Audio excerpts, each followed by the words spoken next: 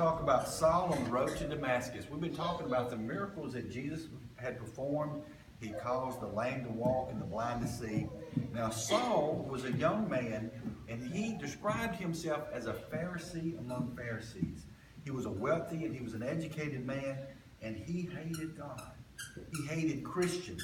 He didn't want to have anything to do with Jesus. And at this point in our storybook, Jesus has been crucified already. So Saul is now going throughout all the cities around Jerusalem, and he's going into the tabernacles, and he is persecuting. He's having Christians beaten and thrown into jail. And he asked for a letter to do this, and he was given authority by the high priest. Now they said they loved God, but they didn't accept Jesus. And I'm here to tell you, if they didn't accept the Son, Jesus said they didn't accept the Father either. Well, so while Saul was on his way to Damascus, he was on the road and he was going there to persecute Christians, to beat them and throw them into jail. All of a sudden, a bright light shined around him. And a voice from heaven said, "Saul, Saul, why persecutest thou me?" He said, "Who is it?" It says, "God. Why are you persecuting me?" And when Saul got up, he couldn't see. He was blind. And he told Saul, said, "Go into a city, into Damascus, and wait there until I tell you what to do." And Saul went into Damascus, and for 3 days he couldn't see.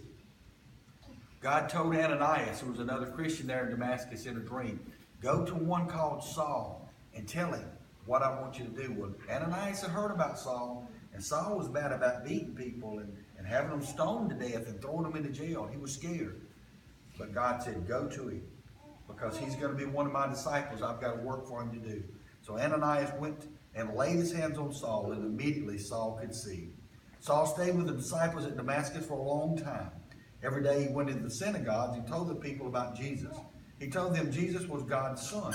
And you know, they were skeptical because Saul had been fighting against Christ so much.